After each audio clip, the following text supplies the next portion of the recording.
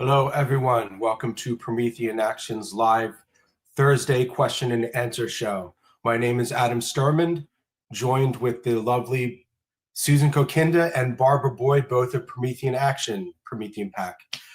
Today's show is titled Global Chaos Unleashed to Stop Trump's Economic Reset. I hope some of you saw the speech, the 20-minute speech that Trump gave last night. We're going to be playing parts of that speech. But that's the economic reset that's in half of the title. The other half of the title is continued global chaos. We had these crazy terrorist incidents that popped up all over the world. You have I don't follow all the political drama. I follow it just enough to kind of see it from a distance. But we have all kinds of accusations are being made in Trump's base. Everyone's pointing fingers. We'll get to questions like that too. So I think the question, the challenges coming into 2026 are coming more and more into focus. And I think today's show is going to focus on that as we get closer, because we're less than a year from 2026, guys. It's going to be here before you know it. So I guess I'm going to start the show here with the first clip. This was from the 20-minute, I don't even know what it called, the Christmas presentation. But let me pull this up. And as people are coming in as the chat's getting warmed up here, I see all of our friends are here. Thank you, everyone. Just let us know where you're watching from as the chat warms up, and give us a like on the way in. So I'm going to play here this first clip for you from Trump's speech to get everything started. With a mandate to take on a sick and corrupt system that really just took the wealth from people and crushed the dreams of the American people. For the last 4 years, the United States was ruled by politicians who fought only for insiders, illegal aliens, career criminals, corporate lobbyists, prisoners, terrorists, and above all, foreign nations, which took advantage of us at levels never seen before. They flooded your cities and towns with illegal aliens. They decimated your hard-earned savings. They indoctrinated your children with hate for America. They just released a level of violent felons that we had never seen to prey on innocent. They caused war. They caused mayhem. They caused a horrible situation all over the globe. But now you have a president who fights for the law-abiding, hardworking people of our country, the ones who make this nation run, who make this nation work. All right. How many of you actually saw the speech from yesterday? It was actually super high energy. There wasn't any long dramatic pauses. He really delivered this presentation to the nation with a lot of enthusiasm. Barbara and Susan, first thoughts on the speech from last night? Yeah, well, first I want to shout out to Jody Ray, who made the point, Trump's shortest speech ever. Right on, Jody. No, because he had a very clear message to deliver. As Adam said, we're in a very turbulent, chaotic time. We are leaving an old system, and the old system is not going to go quietly into that good night, as we're seeing with the increasing insanity of the Europeans and the British and the globalists. They're willing to gamble with a spread of war to Russia because they are so panicked over the magnitude of what Trump is doing. And what it all comes back to is the message that he did deliver, I think, very succinctly in this speech last night, because the fundamental battle has been, since the founding of the American Republic, a battle between two economic systems. One is a system of looting and parasitism, which is the British system, or what people today call globalization, and what our founding fathers bequeathed us, the American system, which is based on physical economic production and human beings intervening directly into the physical world, using our minds to improve our relationship to nature. And I say that right now because as we go into 2026, it's going to be extremely, extremely important for people to stay in the real world. Obviously, social media gives us an opportunity to reach people in all corners of the world that we wouldn't reach. Hello to all of our friends in Belgium and Australia and everybody I've already seen in the chat today. But it's also a medium for psychological warfare, to disorient, to distract, so that people are not addressing the fundamental things that this president and this administration are doing in wresting our economy and potentially the world's economy out of the hands of what Trump once called the global financier elite. You can call them the parasites. It takes the form of the big banks, the central banks, the cartels, and so on. And I think what you're going to see as we go through this discussion today is that the more that you yourself stay in this world, this real world of man acting in the physical universe, the more you're going to be able to protect yourself from all the Psy-war insanity, and the more effective you're going to be in organizing your friends and neighbors.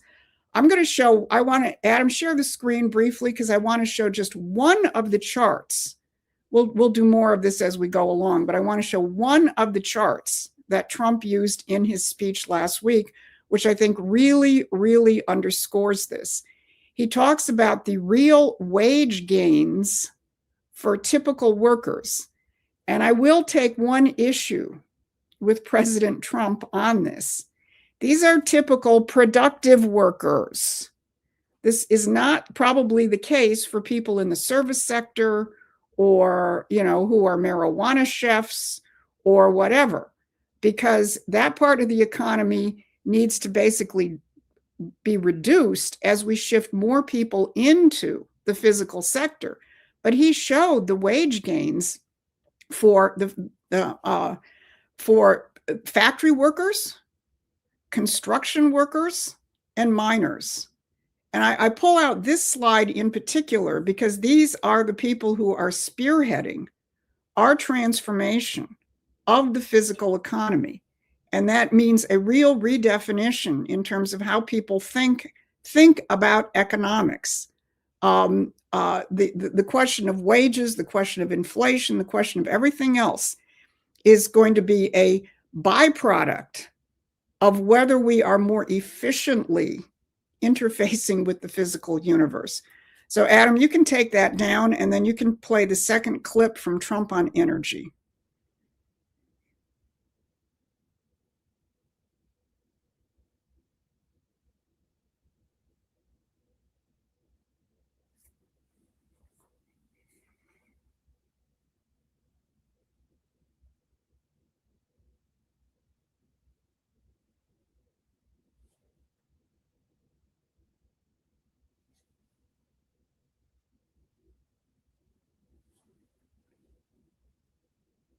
The major focus is the cost of energy.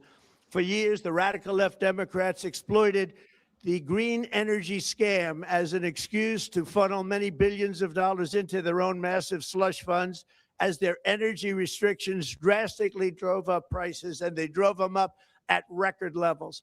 Electricity costs surged 30 to 100% under Biden, and the typical family lost $5,000 to $10,000 in higher energy costs. Think of that, $5,000 to $10,000 you lost. On day one, I declared a national energy emergency. Gasoline is now under $2.50 a gallon in much of the country. In some states, it, by the way, just hit $1.99 a gallon.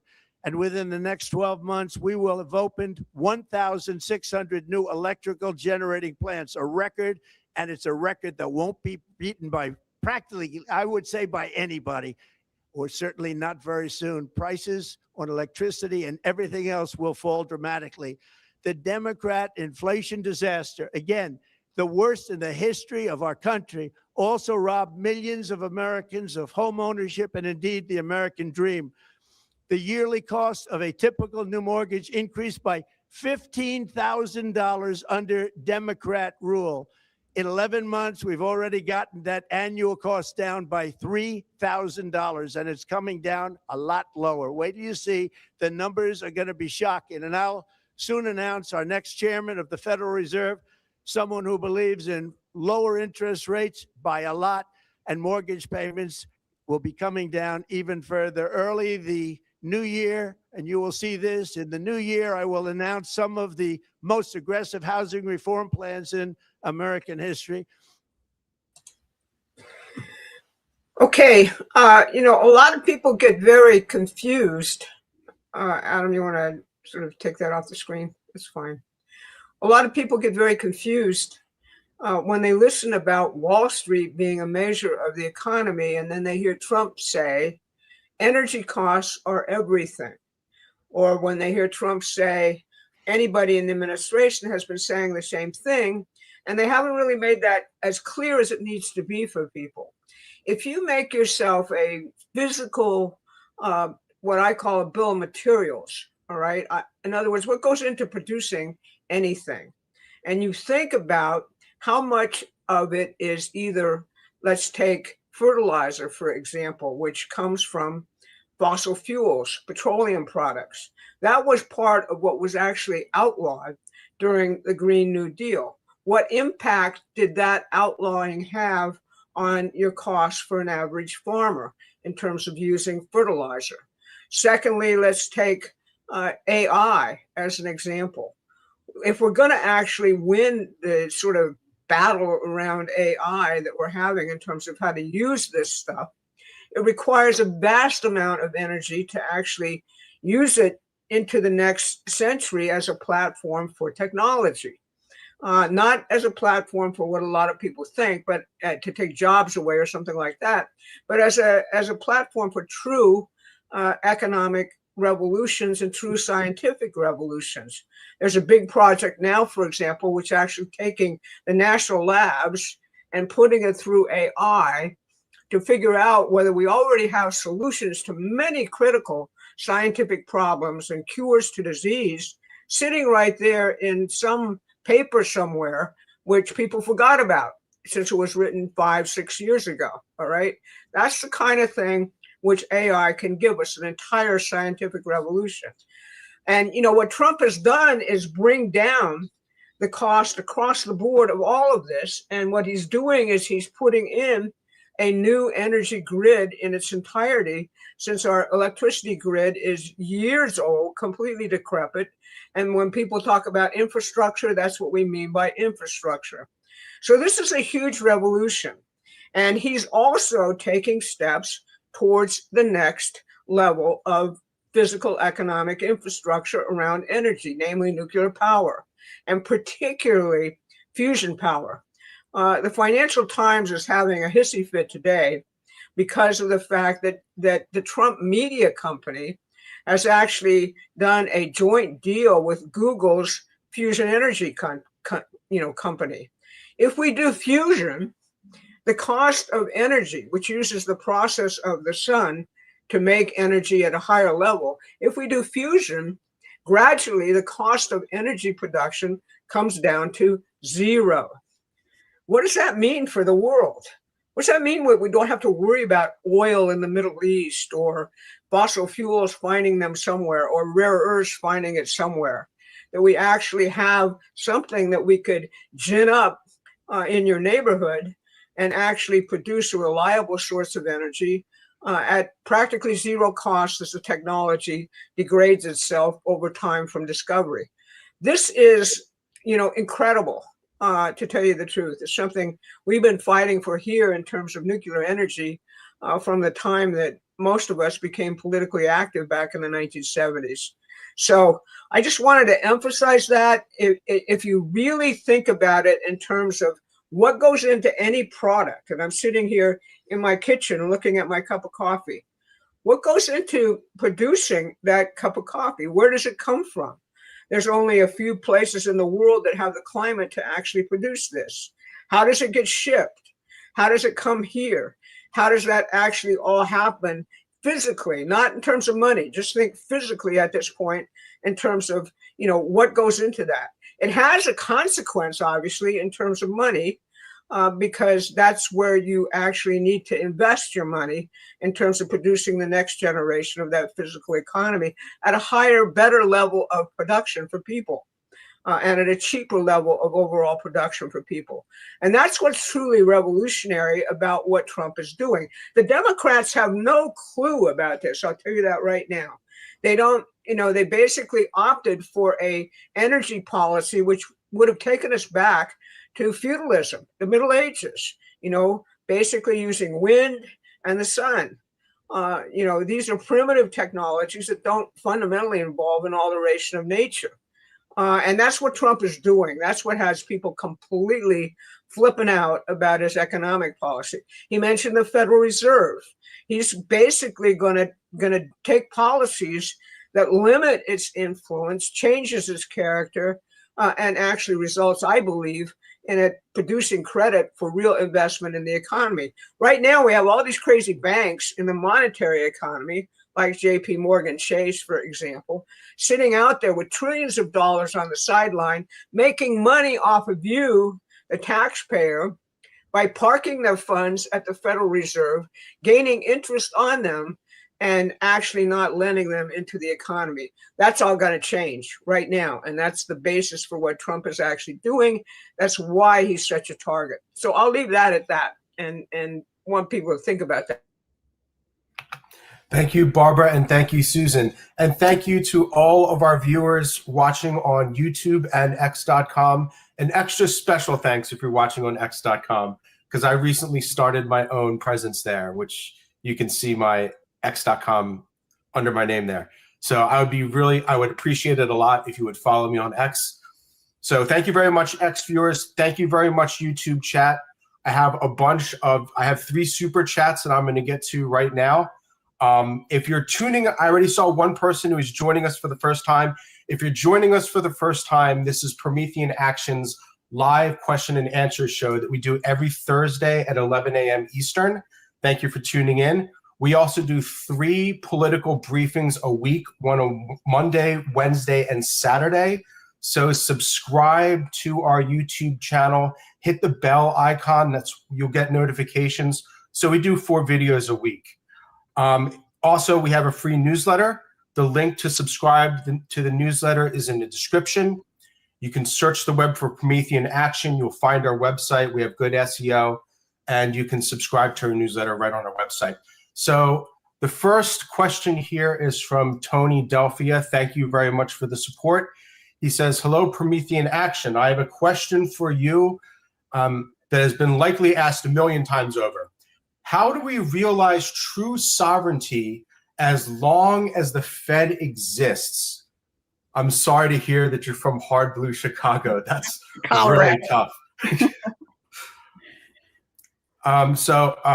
Barbara, Susan, your thoughts on this question? Well, it's a good question, because clearly with the creation of the Federal Reserve in 1913, we did give up, certainly from a juridical standpoint, our economic sovereignty, because the issuance of our credit is now basically in the hands of a private banker. But that being said, I don't think that it's necessary tomorrow morning. It would be preferable, but I don't think it's possible and or necessary to immediately pull the plug on the Federal Reserve, because I think what the Trump administration is doing is sort of, while the Fed is still there and while they want to get it more under their control and cut back its powers, which is clearly what Bessent and Trump are doing, because it has vastly expanded its role in the post-2008 period. Frankly, it's vastly expanded its role from its original 1913 purpose. So in the short term, I think what this administration is doing is reining it in.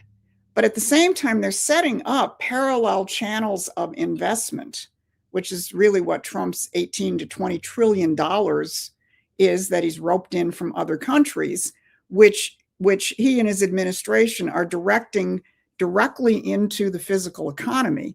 And there are other institutions in the Energy Department, the Defense Department, and so on, which again are functioning as alternate channels of investment to begin to shift financial flows out of the speculative bubble, which is the bailiwick of the Federal Reserve, and into the real productive economy.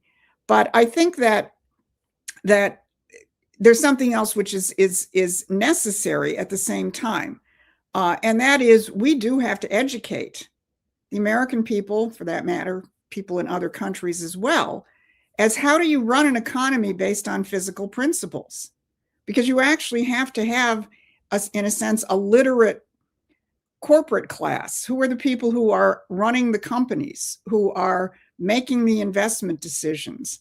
How is the average American thinking in terms of how do you run the economy? Because to transition from a monetary run economy, which is what we've been in, certainly since 1913, but it's metastasized. You can look at 1971, you can look at NAFTA, and then you can look at the post-2008 Dodd-Frank universe, where we are falling deeper and deeper into a completely financialized economy.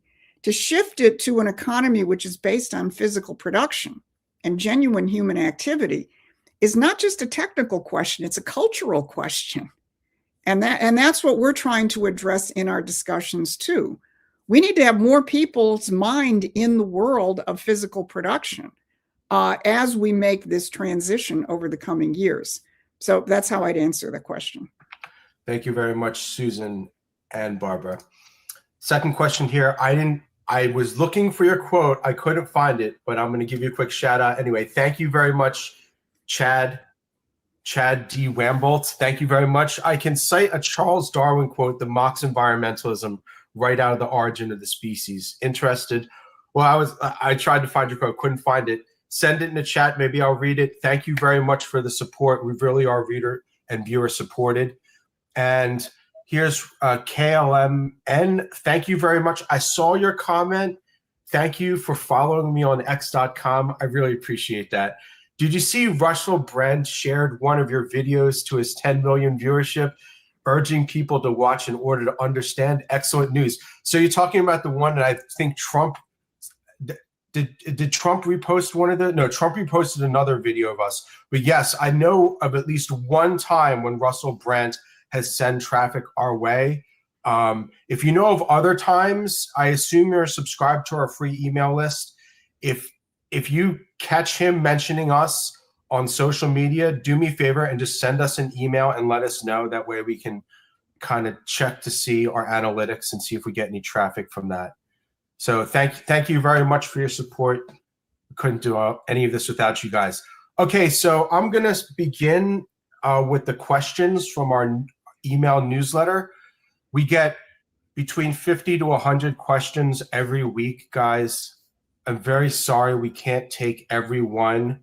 Susan and I definitely absolutely read every question, and we just can't get to them all. I see some people really get upset when we don't take their questions. We're not doing it on purpose. It's simply, this is a 2-hour show and we can't answer every question. Okay.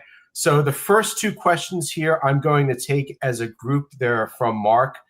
If you're watching, Mark, thank you for sending in some thoughtful questions. The first two are going to go together. You can see that Trump's economic agenda is working. It's hard for the average American to see it with all the noise and fake news that tries to drown it out. What is being done in the Republican Party to get everyone behind the message, like you said, like you would see if this was a Democratic issue? We seem to be so far behind them with our organization and a message to the nation. We could lose the midterms on this one issue. And the second question here, can you expand on how the Democrats are now using the word affordability against the president now? It is their mess, but they are selling it as his problem. Why do the Republicans seem to not be addressing this? How can we as Americans help? Thank you very much, Mark, Barbara, and Susan. Your thoughts? Well, I'll go first, and start with the second part, and why are Republicans not doing a better job of messaging? The problem is that we have a substantial portion of the Republican elite or donors and also a substantial portion of the Congress who have different economic views than Trump. And the reason why they're going along at this point with what Trump is doing temporarily is because you all out there gave him a absolutely stunning mandate, which he keeps coming back to in November of 2024. And they're frightened of going outside of that, which is a good condition for them to be in.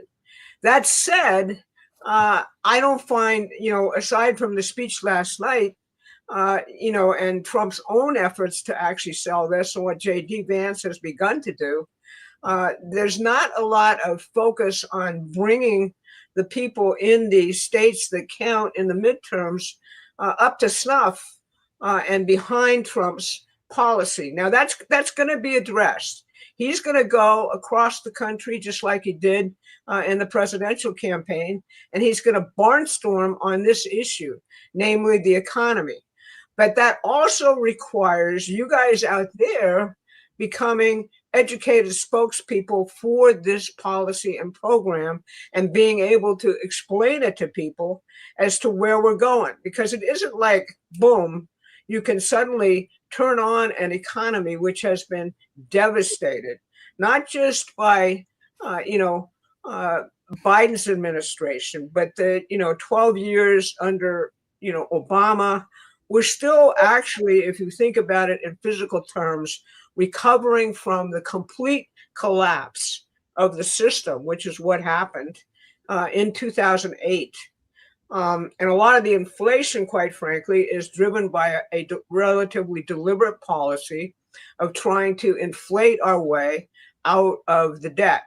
And that's what Trump is getting around by actually, creating the physical economy and using alternative sources of credit at this point to actually do that.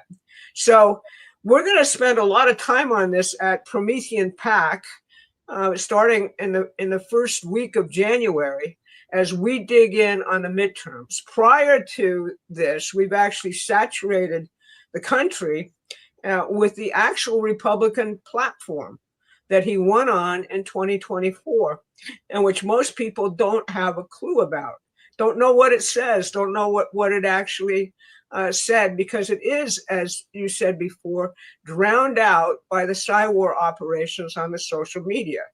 I mean, what's being played to on social media is people's emotions, their tendency to actually get involved in soap operas.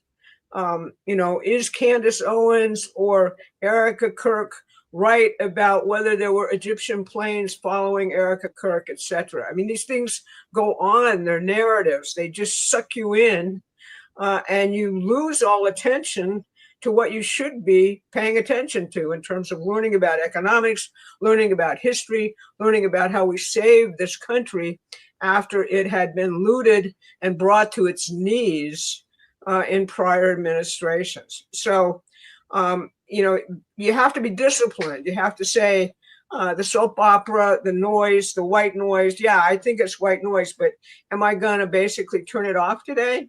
Really, you got to really try and do that. I have to look at it because I have to figure out what you all are experiencing out there. And I just find most of it to be absolutely disgusting.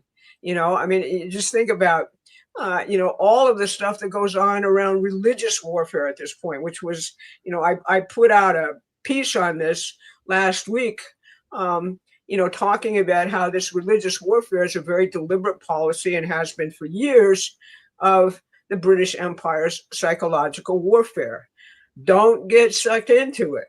All right. You don't got to pick sides in terms of Israel and the Arabs, but everyone's asking you to pick sides. You got to be on one side or the other. There's nothing nuanced about the situation. Well, there is a lot nuanced about the situation, like, an entire history of the Middle East, which most people don't have the slightest clue about, other than knowing that there's a name called Rothschild, which seemed to be important at some point in British imperial policy. So, I think we've got to really, really focus. It's like, can we cure ourselves from our addiction to watching these soap operas and stories like daytime TV. That's a lot of what it reminds me of. And realize that they're actually stories, all right? They're soap operas. They're designed to enthrall you. But ultimately, when you think about it, what the hell was that all about? Did it bring me any closer to actually solving who killed Charlie Kirk and why? We already know why, all right? But, you know, all of this side stuff was a turning point that betrayed him. Well, that's a pretty nasty thing. It's designed to take out Turning Point.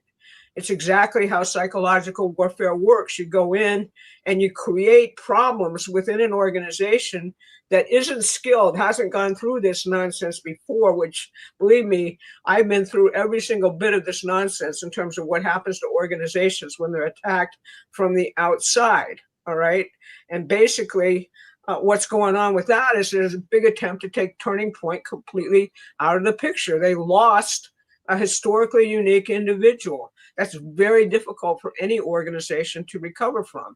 So you would hope that people would give them a little bit of grace to actually support them and see how we can help them play the same role they did previously in winning the election for Donald Trump.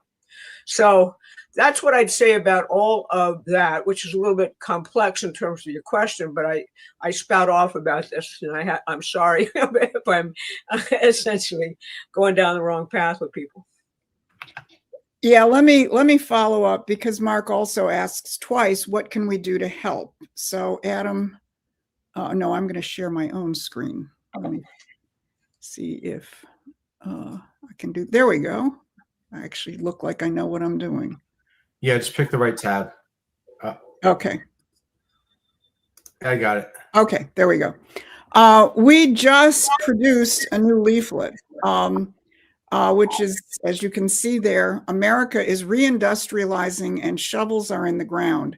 You can go to the Promethean Action Get Active tab where we have leaflets, and you can find this.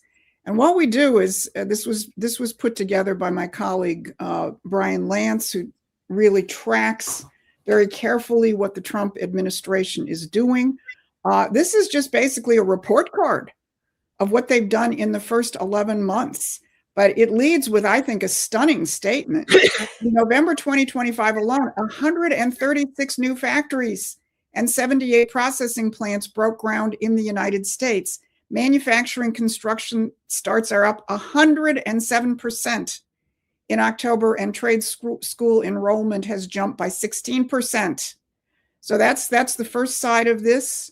And then the second side talks about how the workforce is being rebuilt, and as Barbara just discussed, the energy comeback.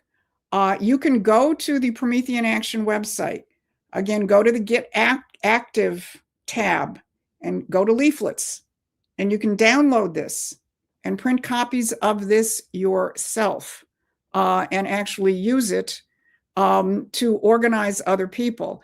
I saw a few things in the chat about people who are active in their local Republican parties. God bless you for being active in your parties. And I saw people, bemoaning the fact that there's still a lot of establishment control in their state or their local parties, and there's a lot of fighting going on and so on. I'm very active in the Michigan Republican Party. In fact, I'm one of the statewide vice chairs of the party. And it goes on everywhere. We're in the middle of a transition where we're moving from a uniparty world where the global elites controlled pretty much all the political institutions to the Trump revolution, where he's trying to change the Republican Party. In fact, he's talked about, why don't we come up with a new name like Trumplicans? Not bad.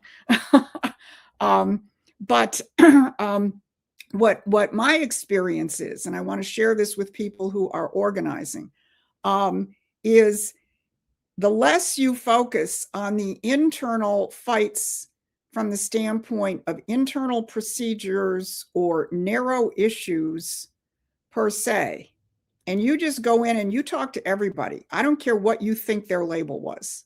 I don't think if you care think they're hardcore establishment or hardcore grassroots or loony. Go in with something like this leaflet. go in and talk about Trump's economic policies and sort things out from that standpoint. I guarantee you, I've been at this for years. It is difficult, but I guarantee you that when you do that, when you avoid all the other stuff and you just go in and say, aren't we all about getting Trump's economic message out? Aren't we all about winning the midterm elections on the MAGA agenda? You're going to be much more effective than anything else that you do. And then, of course, go outside the party and go talk to real people as well. So that would be my response to Mark's really good questions. Thank you very much, Barbara and Susan. Again, I'd like to thank everyone for tuning in. Just a quick reminder, especially if you're on YouTube, please give us a quick like. That definitely helps boost our visibility on the platform when we're going live. I also like to thank everyone. I still see we have a bunch of people tuning in from x.com. Thank you for joining us. Okay, so next questions. Okay, let's see. I'll take one on healthcare, which I think is good. Okay, so thank you, Little Hound, for submitting this question here. Instead of trying to give Americans free or cheaper health insurance, we should create an avenue for free healthcare for people who can't afford it. Design and staff it like the military does with on-post aid stations and set them up at our National Guard stations around the country. If you get sick or need medical care and don't have insurance, go get in line like we did for the military. We would get in line at 6:30 in the morning with 150 to 200 GIs. You get back at work or back at the barracks with your medicine you need by 10, or move to a more advanced location for treatment. This would create an avenue through the military to become a doctor, PA, EMT, or a nurse for those who can't afford college, and would cut out the middlemen at the insurance companies. Everyone that can afford insurance could stay on their insurance plan, keep their doctors. This would take some time to implement, but there are many avenues already in place that would cost a lot less than what insurance companies have put in place and tried to convince us that it would be affordable. Thank you, Little Hound, for your insight, your story, and your question. Barbara and Susan. Well, I think that's a pretty good, solution for people who, can't afford it because they're not in the workforce and are not really getting private insurance or anything else. There's a lot of community clinics which function in a very similar way, which, we have here in Virginia, most certainly, which deals primarily with Medicaid, patients and gives good care. There's a shortage of doctors and medical personnel and nurses across this country at this point, which I think needs to be handled in a more generalized way. We've got to figure out how to actually make medical education a whole hell of a lot less expensive for people and potentially a little bit more streamlined. We ought to look at other countries and what they do for their educational program. It's a grueling, qualification procedure here for most people. And we have a real crisis which is going on right now, which is the boomers, which is a pretty vast population, are hitting, essentially a very overtaxed already healthcare system, which has been completely financialized.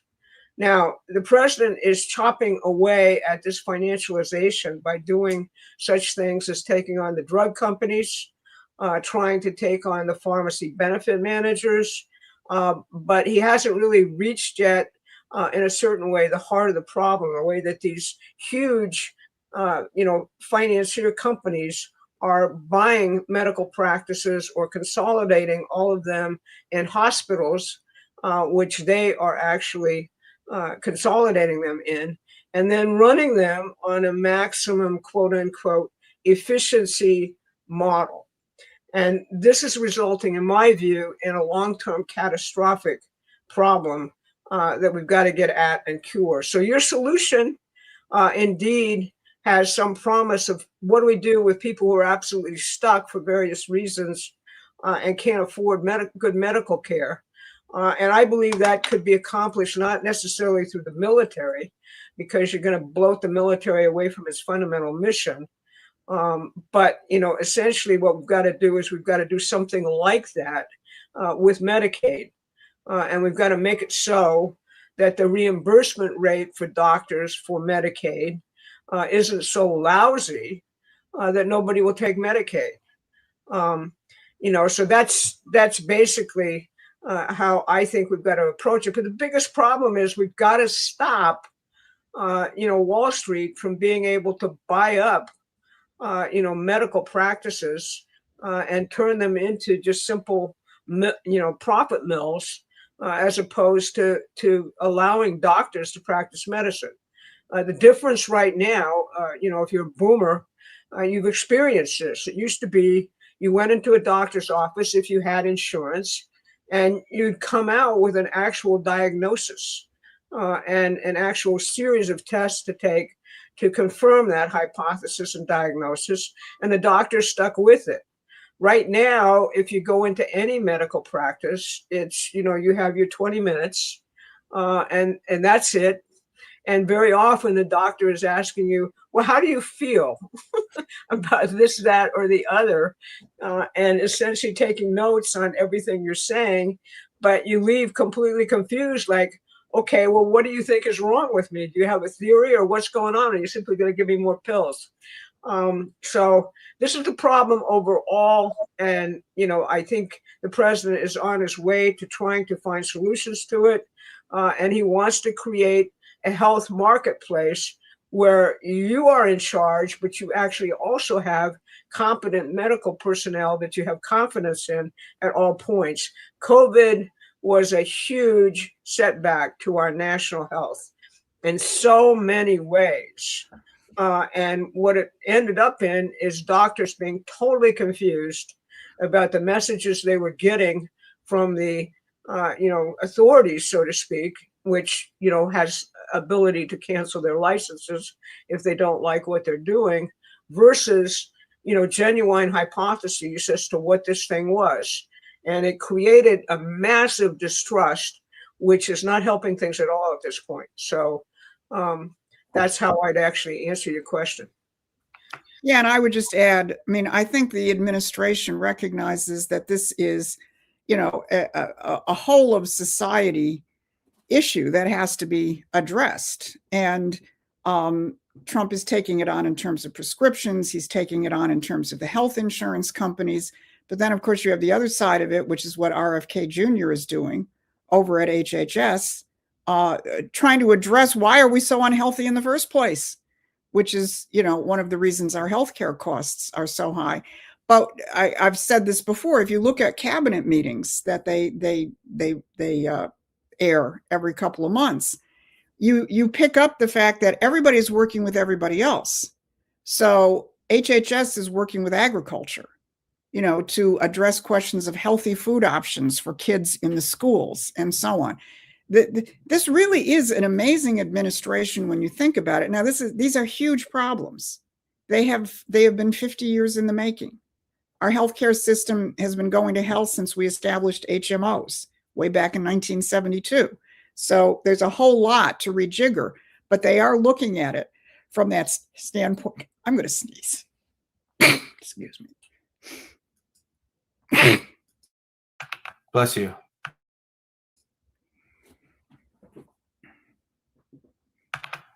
Okay, so thank you everyone for tuning in. If you're joining us on x.com, an extra special thank you. On YouTube, thank you all of our friends that join us every week for this show. I'm going to switch it up real quick to a different direction, which I've been following in the chat, and this has definitely been coming up. It's also all over the news. First, I'd like to give a quick shout out again to Tony. You're very welcome. We enjoy taking good questions. Thank you for asking. Please make sure you get our free newsletter.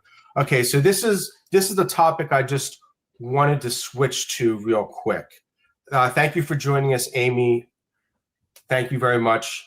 Please tell us exactly the Brits elite involved in. Please tell us how exactly the British elites invented radical Islam, as we really need to know, as all Muslims are not radical. Please clarify.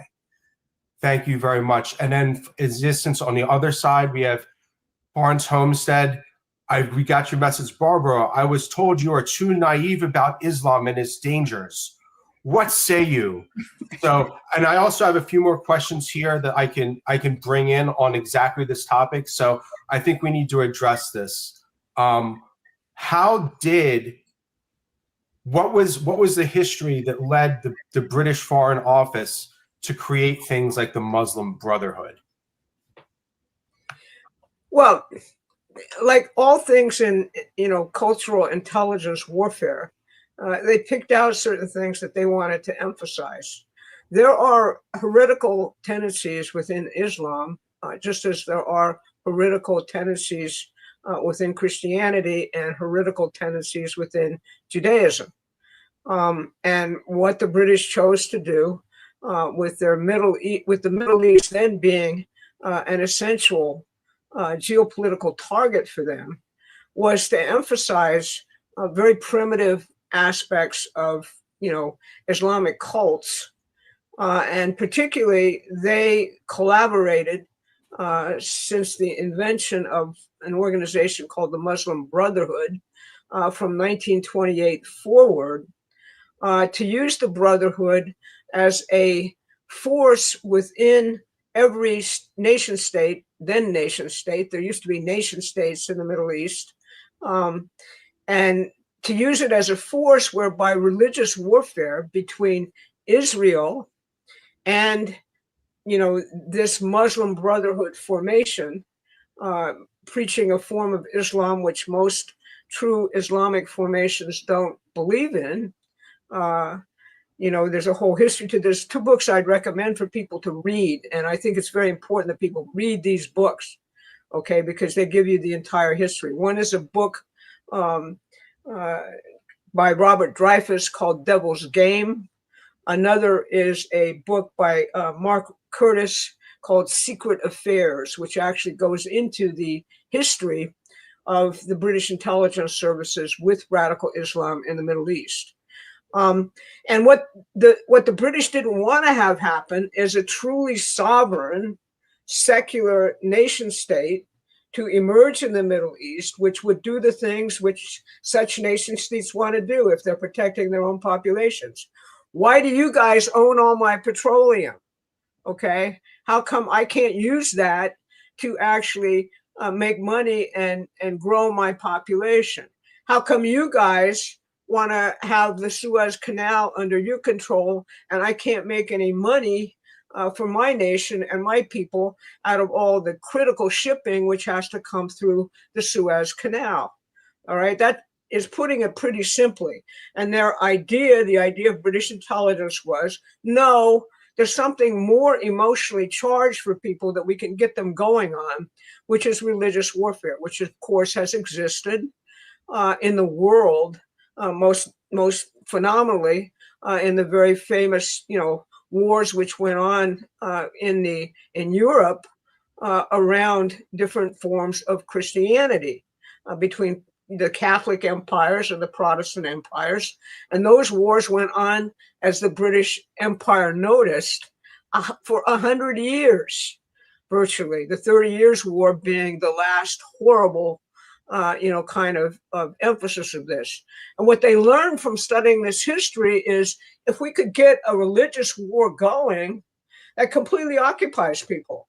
They forget about everything else. They think God is telling them that they have to war on behalf of their side, and that's it. It's over with. So the Muslim Brotherhood goes. Those 2 books will tell you in detail the history of the Brotherhood and how that has functioned. In our country, unfortunately, we had a whole history of people like Zbigniew Brzezinski and Samuel Huntington, who decided, well, we have this huge Muslim population in the then Soviet Union. Why don't we use these Islamic warriors we have and promote them and actually use that to destabilize the Soviet Union, particularly in Afghanistan? And millions millions and millions of dollars of our money. And, well, our money, really, the British never give any money for this stuff. They just convince us to do it. But, nonetheless, what happens is millions and millions of dollars, along with the Saudis, went into promoting this type of jihadist warfare in the Middle East, with the idea you got a wonderful warrior here, because this particular terrorist cult actually says, if I die in this process, I will take brides in heaven and all this other nonsense, which it believes. This has little to do with actual Islamic religion. And the best approach to this that I've ever found is that taken by Nicholas Akuza, who wrote a very good book, very good treatise called The Peace of the Faith. And his idea was you can have a wonderful cross-cultural kind of dialogue and renaissance if you actually take the highest periods of development of any religion. If you take the great Islamic Renaissance, if you take the highest developments of Judaism, if you take the highest developments of Christianity, because it represents every single religion's belief in God, the Abrahamic religion's belief in God. There's a common belief that God created all of us here on earth and that we're all participants in his creation. It runs across all these religions, and it's the point of how you actually unify people culturally with this type of dialogue. This stuff that's going on refuses to recognize our role in creating what most people see as radical Islam.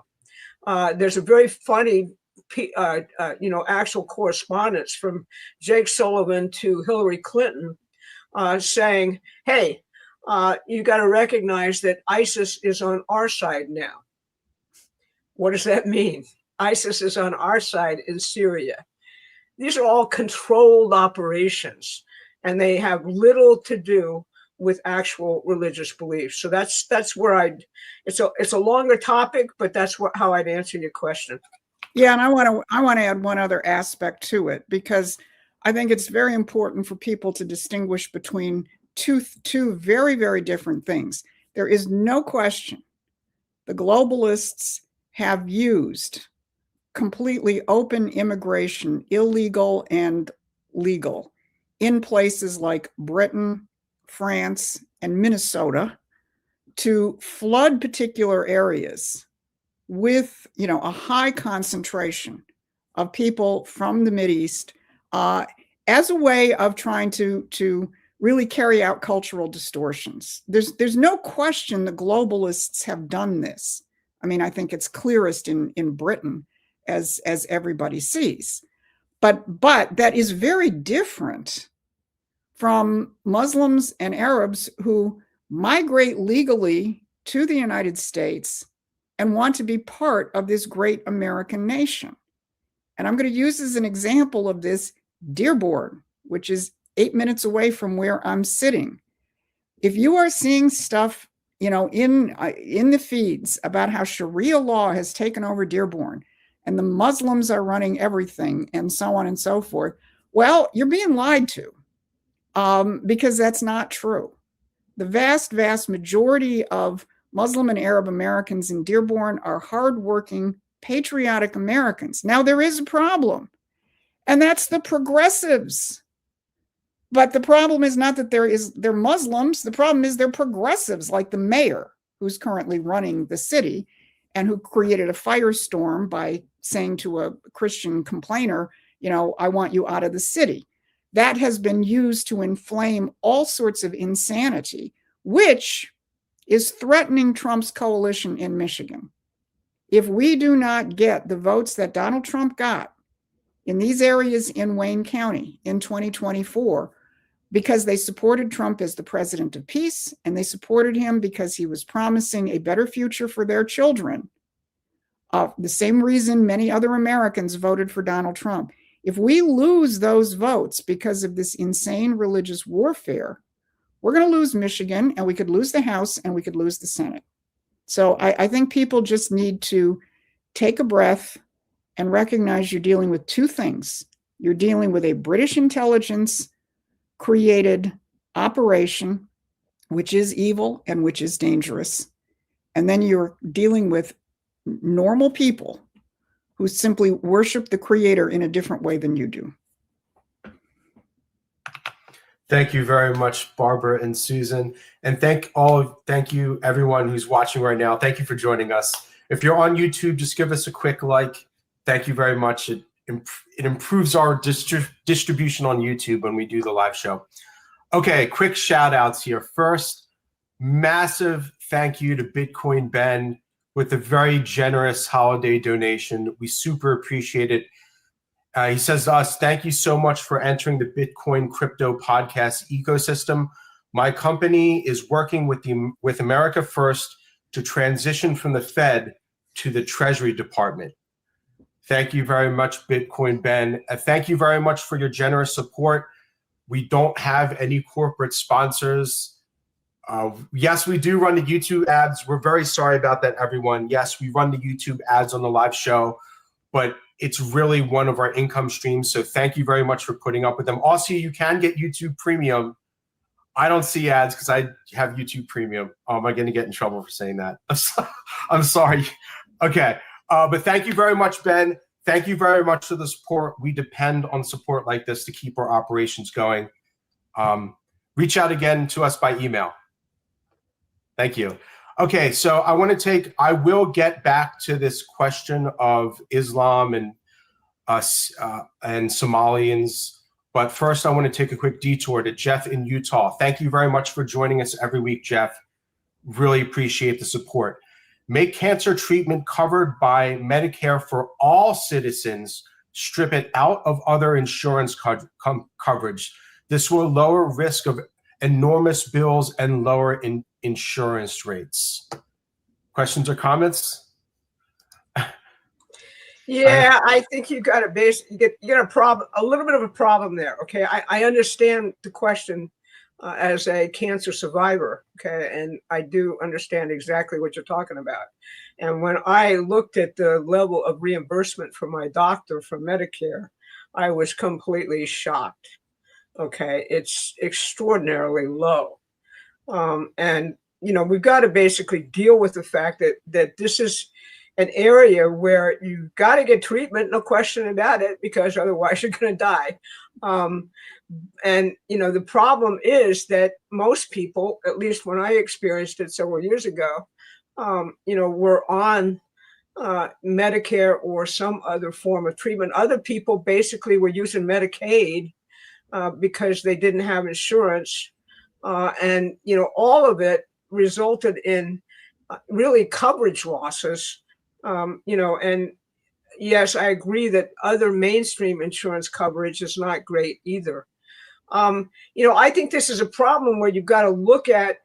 I might agree with it, but it's like all Medicare for all schemes, like the Democrats are pushing. The problem is that the levels of reimbursement that you're given to doctors creates a system in which the incentive is to, try and minimize care, quite frankly.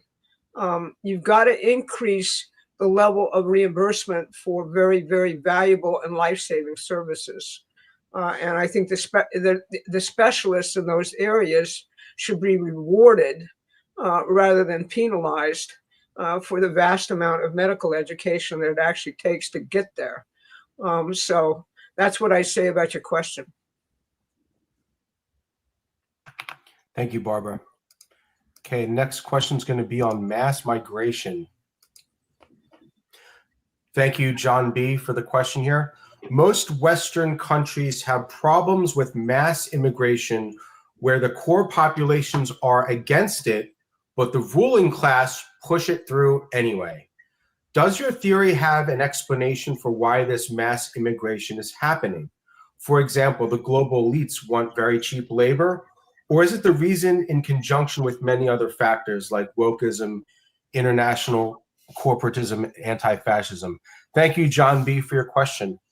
Yeah, I think it's all of the above. I mean, as the Trump administration is pointing out, the effects of the Biden immigration here, and you can universalize this to other countries, has been twofold. One is economics, and they have pointed out all sorts of effects of 25 million illegals, drove up the cost of housing and rent as they got, as they were given handouts so they could rent a place and you couldn't. It especially drives down the cost of wages, because if you have a pool of cheap labor that you can hire under the table, you're not going to hire somebody who would otherwise get a living wage or a union wage. That has been a big, big aspect of it. And it came as part and parcel with the entire push for free trade. But there is the cultural question. And again, there's no doubt that the elites are using this mass unfettered immigration in very targeted ways to create circumstances of violence. Obviously, this is a theme that Donald Trump returns to pretty much every other sentence, and to carry out cultural dislocations and distortions and so on, where it's not a question of the old melting pot process by which immigrants came into the country, but it's used as a cultural battering ram for their purposes.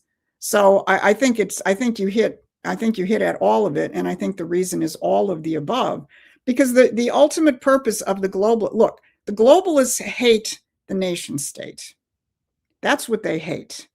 They hate sovereign nations who are acting to protect and advance their populations. That's why they especially hate the United States of America, because our form of government, at least in concept, does it better than anybody. And when we use it, we flourish, and the rest of the world looks at us with awe. And that's what Donald Trump is trying to do right now. So when you look at mass immigration, you can see how it eats away economically, culturally, in terms of crime, and in terms of everything else. It's a very, very powerful and dangerous tool that the globalists have been using. And obviously, they've put it on hyperdrive over the course of the past 5 to 10 years. But it's the globalists who do it. This is not some titanic Muslim plot. It's the globalists who are doing it, because they bring in as many Hispanic-speaking people as they do anybody else. There is this larger agenda here, which doesn't fall in to their framework, as Barbara described it, of religious warfare. Thank you very much, Barbara and Susan. Next question is going to be on Qatar. If Qatar funded the Muslim invasion in London, I believe they were part of that, can their leaders be trusted by MAGA? Thank you, Owen, for your simple and direct question. It's not a question of trust. Basically, as the president likes to say, trust but verify. You have to see what the hands and feet are doing. That's what intelligence agencies are supposed to actually do for you. And lots of people funded the Muslim invasion in London. A big part of it was caused by the traditional, kind of British policy, given the Commonwealth, of actually having members of the Commonwealth or associates of the Commonwealth be allowed to immigrate to London as a matter of, part of the Commonwealth treaties. So that's a big part of what actually happened in London. Qatar and Saudi Arabia at that point, when both ourselves and the British were using this radical Islamic formation as mercenary forces to wage war against the Soviets and later the Russians, basically that caused a second wave of immigration, but one in which it was basically controlled by the intelligence services. During the time this was all occurring, back in the 1990s and early 2000s, French intelligence actually called London Londistan. for the very reason that everybody knew that people were being allowed to come into the city as a reward for services rendered in terms of strategic intelligence policies. So that was Qatar's role there, but it was a role which was sanctioned by both the United States and the British intelligence services. Qatar is not got clean hands, obviously, in terms of the Muslim Brotherhood or in terms of the Middle East. That's a problem which Trump began working on way back during the first administration. If you recall, his very first visit was to Saudi Arabia, and he invited all of the Sunni Muslim, groupings and Iran, which is Shiite, to come into a conference he held in Saudi Arabia. At the same time, Saudi Arabia was cleaning up its act. Basically, Mohammed bin Salman took all of the former Islamic radicals who had been used by the intelligence services and hung them upside down, and I mean that virtually, in every single one of their palaces, and told them that they could either get with the new program or to leave.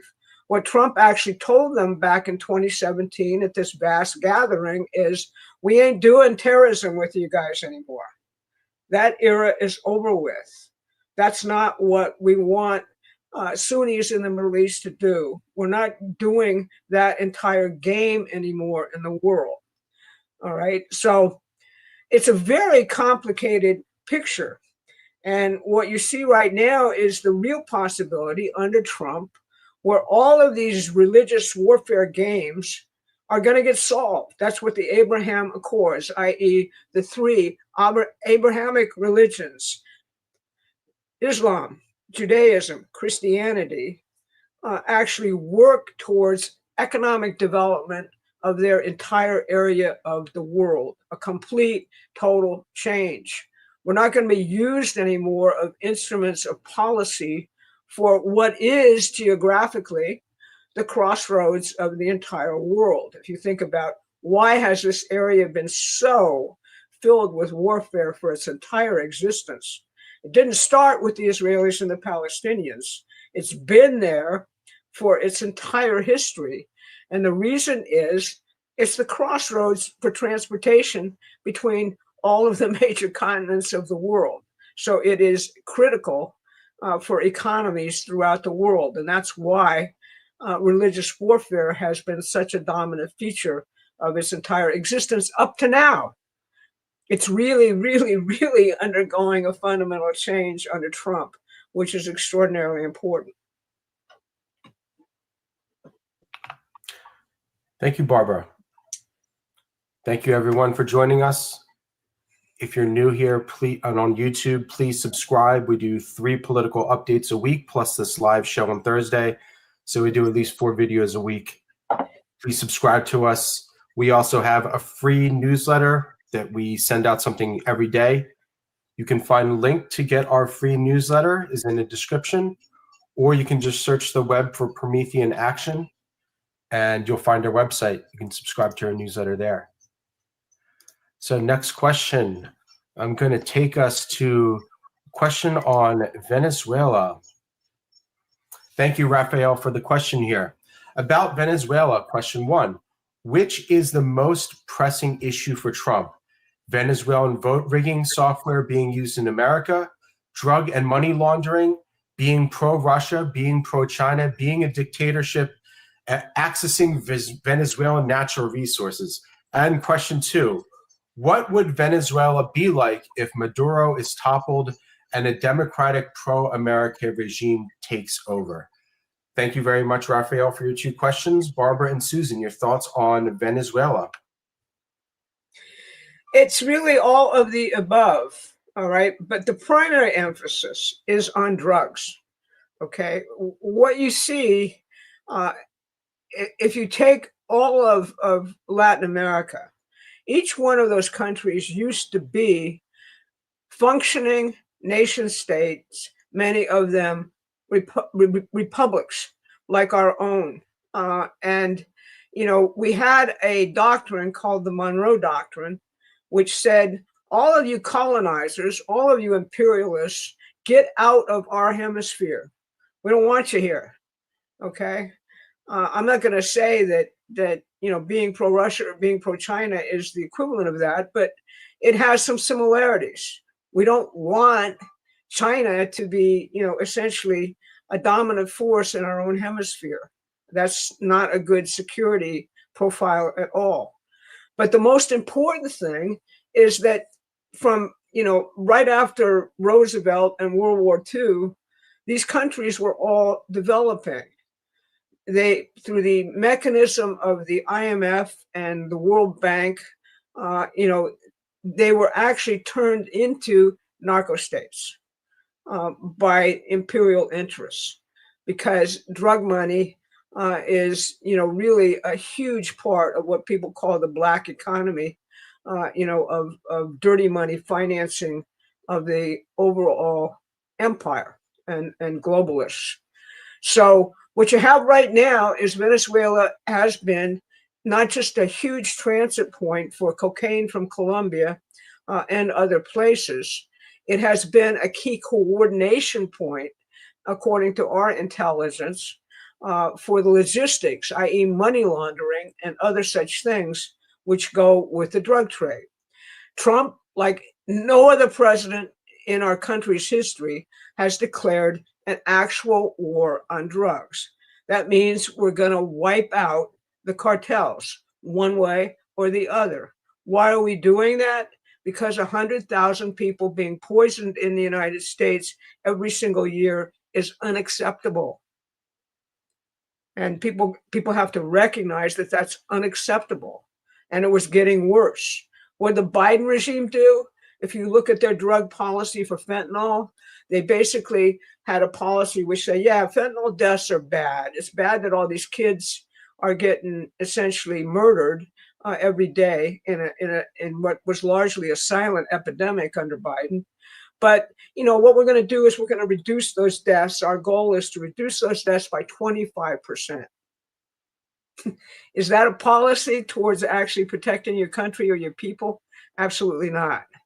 So that's what Venezuela is about. It is meant to send a message to the narco cartels in Mexico and in Colombia and in Peru and in Ecuador, that this is what's going to happen to you if this continues. Not only that, it's being used to map what we can call dope incorporated in its present form. Where are the producers? Where are the financiers? How is their money being laundered through institutions? And this is how we're going to actually destroy them. So that's what it's about. Thank you very much. Next question here is going to be on Yankee imperialism from our friend Evelyn. Thank you very much, Evelyn, for tuning in every week. In Susan's discussion about the Trump corollary, it makes perfect sense. But the mainstream media and the communist-leaning people around the world find this approach not as common sense, but as a restoration of American power. And the critics, particularly in Latin America and Europe, raise concerns about Yankee imperialism and a departure from traditional alliances and diplomacy. This is a huge problem, and the very influential weak minds of the masses will be twisted into revolting and cause harm for Trump's plan. Barbara, your thoughts. Susan, your thoughts. Look, whether it's Yankee imperialism or, oppression of Black people, it's the same thing. Yes, and there are weak minds, that are being bombarded with this. To me, the antidote to all of this is if you can get people drawn into what I say the other part of the sky, right? Because really, since the beginning of the 20th century, this question of how the British Empire pivoted and retooled its operations, where it went from just being out there with the Union Jack, with the gunboats, as planting the flag for the Queen or the King or whatever as a British Empire, to the point at which they recognized, especially around the turn of the century, that the United States, because of the American system, because of what Lincoln managed to do, despite the Civil War and despite being assassinated, what McKinley revived in his his first administration and his cut short second administration, we had demonstrated a principle in the world that you can govern on these Republican principles with a small r, by which it means the higher authority that you have to hold all of your decisions up against, whether it's economic, whether it's foreign, whether it's cultural, is universal principle. And how do you know if you're successfully understanding universal principle?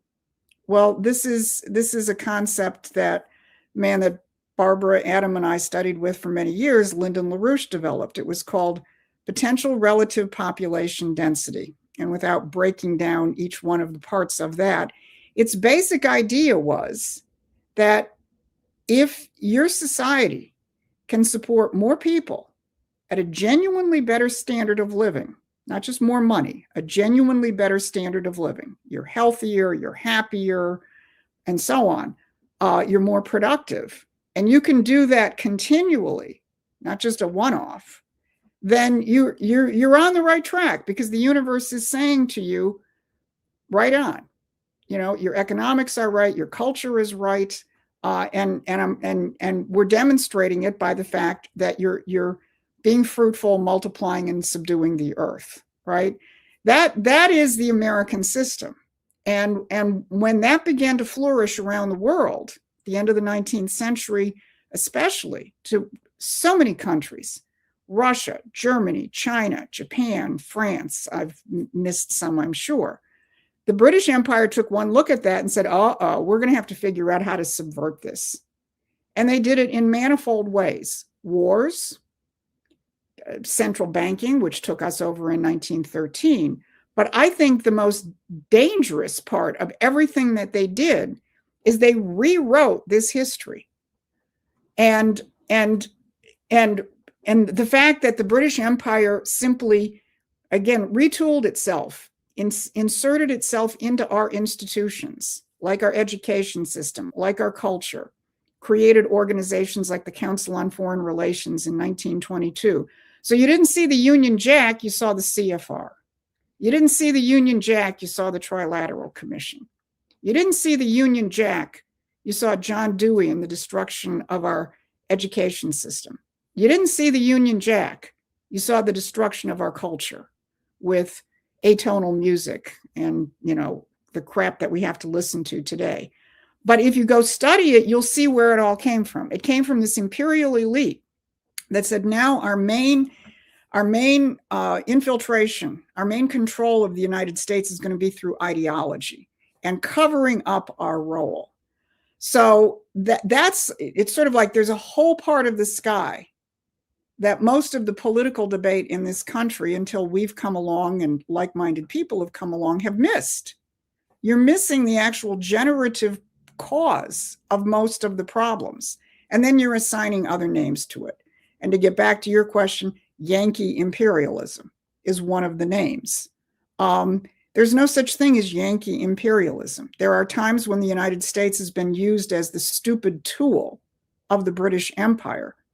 But what is embedded in our principles and our documents is completely anti-imperial.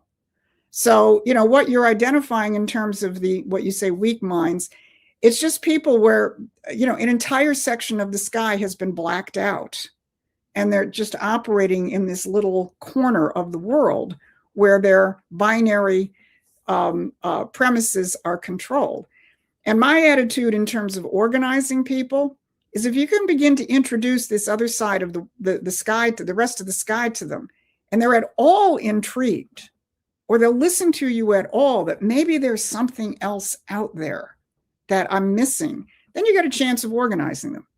And the more the more our ideas are being, magnified out there by other organizations, by other people on social media. I mean, so far, many of the big social media platforms that are sort of in the same universe as us are now beginning to pick us up and say, look at these people, look at these people, look at these people, because we make it clearer than anybody else does what's actually happening. So again, my organizing advice is see if you can engage somebody outside of this little binary world they're stuck in, or this little cartoon world that they're stuck in. Show them the other part of the sky, the history, the battle over ideas, and see if we can pull them into a real dialogue. And I think I'm more hopeful than I have been. I mean, obviously there is a layer of the population which might be medically, chronically damaged by TDS. I mean, I do understand that. But a lot of people, it's not chronic. It's just acute. Thank you very much, ladies. We have plenty more questions to go. So I just follow everything that comes in the chat. Sometimes it makes me smile. Thank you very much, everyone, for your support. Okay, so next question. I had it picked out. Okay, number 15 here. I'm going to take these next three together because I think they really capture a particular vibe that many people have in their minds. Okay, first one's from Gina. There seems to be so much turmoil in Trump's administration. Is there a mole working within to sabotage his second term? Thank you very much, Gina, for your question. Here's one from Joe. The MAGA fracturing would be far, far more minimal if Trump would realize, or explain if he does realize, why his actions, actually inactions, continuing to play his agenda and promises. Pam Bondi, Congress with Thune and Johnson, just fixing those two areas would do it. But no, he keeps the cancers festering. This is not indicative of a good leader, and we know it. Do not look away and pretend otherwise, Barb. You need to begin raising this, or else your efforts and the platform, if not already, will be fracturing too. Okay, Joe, I read your comment. That's good for you, okay? And the third one here, I'll take these three as a group here. This one's a little bit more honest, I think. Is Trump being set up? Tom Renz is pushing the agenda that Susie Wiles, being the controller of his schedule, is setting him up. For exactly what? I've not heard. Pushing that narrative, if not true, is extremely damaging. If true, he needs to be aware or convinced or whatever. I've heard it from almost day one. Thank you. And thank you, Gail, for being so honest and opening up to what you really think. So Barbara and Susan, I'd like to get your comments on this question. Yeah, I unfortunately think a lot of this is mostly the bullshit which is being, circulated to prevent Trump from actually functioning. Look, you guys out there are the key to whether he succeeds or not. Someone, suggesting that essentially fixing the Congress, which is standing in its way, you guys elected that Congress. I'll be very blunt about it.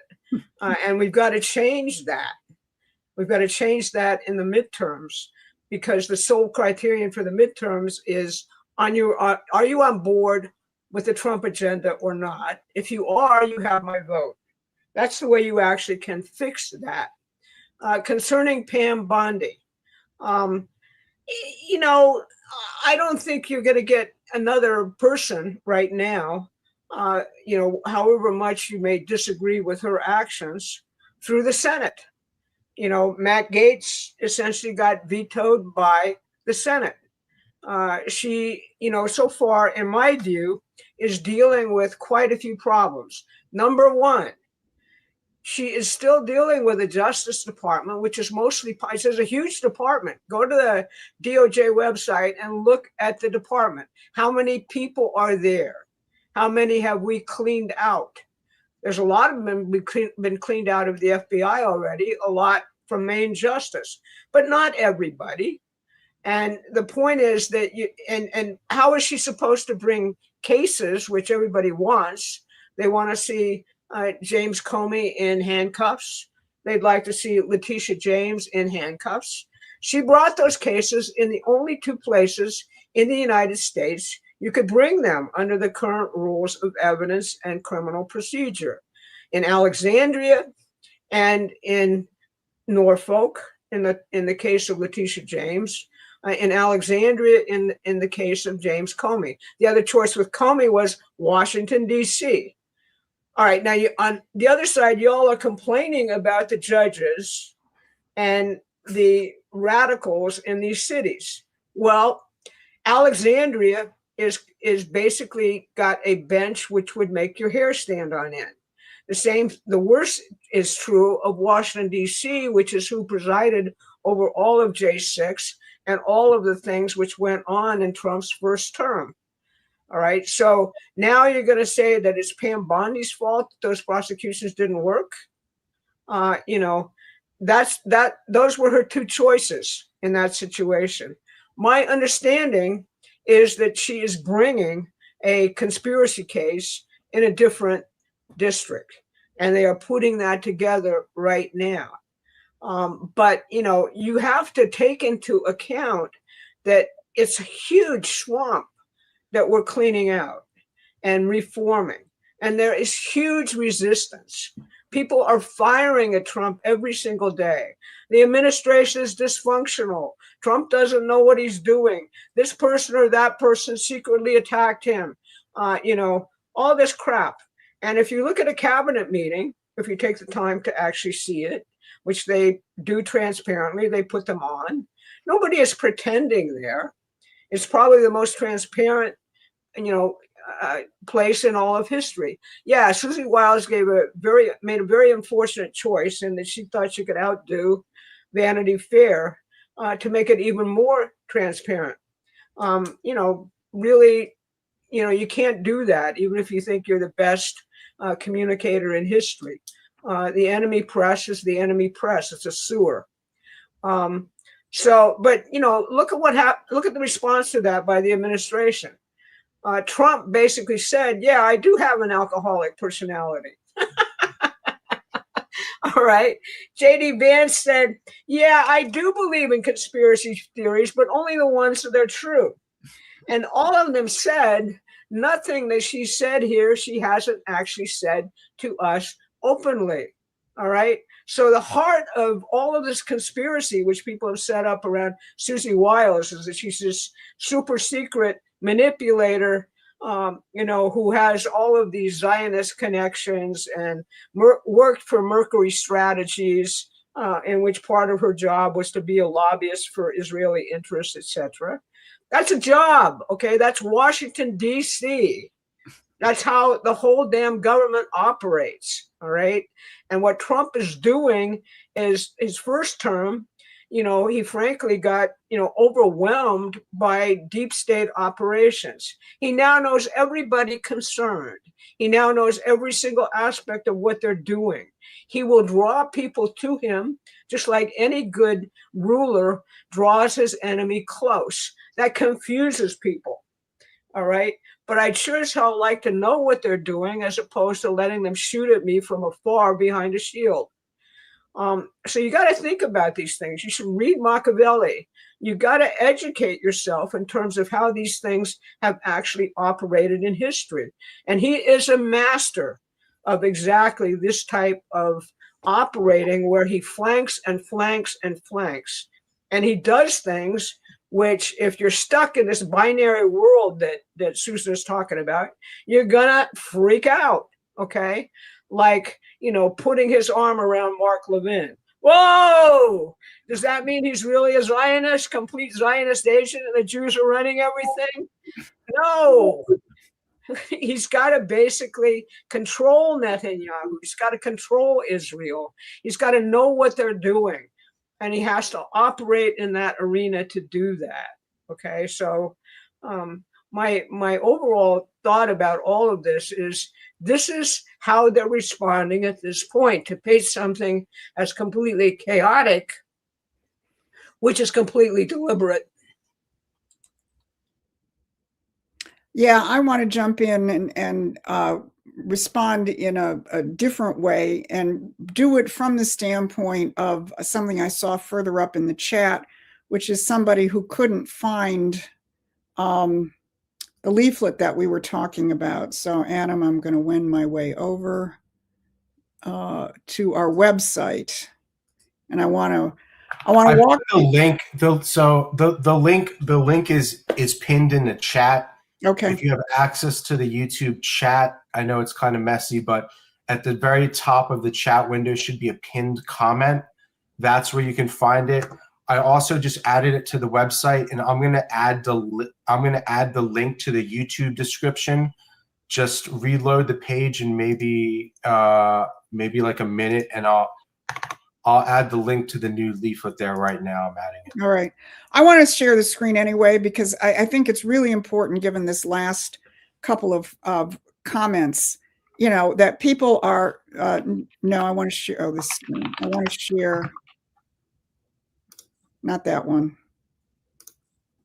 I'm trying to actually. Okay. There we go. Okay. I just want people to be very clear in terms of how you can be active through the Promethean Action website, because a lot of, you know, all of these questions are kind of driven and they're legitimate questions. They're honest. And I'm not dissing that. But there's also, it preys on a certain spectator-itis, right? Where you're sitting there out there, you know, in the bleachers watching, you know, the people fight, you know, out in the arena and so on. You'll actually figure things out yourself better and faster if you're actually organizing. And so I just want to make sure that people know we have two places on our website where you can get resources. One is Get Involved, where you can get our leaflets right here. Leaflets, jump below, and there's all the leaflets. And the other is our toolkit, where we have other resources like our ebooks and the books that some of our colleagues have written. So you don't have to share it any longer, Adam, but I really did want to refocus people on this question of organizing, because that actually cures a lot of, you know, a lot of the distractions that people are involved in. You're going to be able to sort out, what is it I actually have to follow? What do I need to be thinking about? What do I have to master to actually be effective to make sure we make it through 2026, which is absolutely vital. But since you were also sharing the other screen, Adam, we might as well go and show one more resource. And again, I failed to have my copy, Adam. Do you have a copy of it handy? This is on the Promethean PAC website. There's Adam holding up our half-page flyer. And again, I want to just make clear, we have two entities. One is Promethean Action, which is what's broadcasting this show and for which most of you are subscribers to our daily newsletter. But we do have our political action arm, which is going to be gearing up much more dramatically as we get into the midterm elections.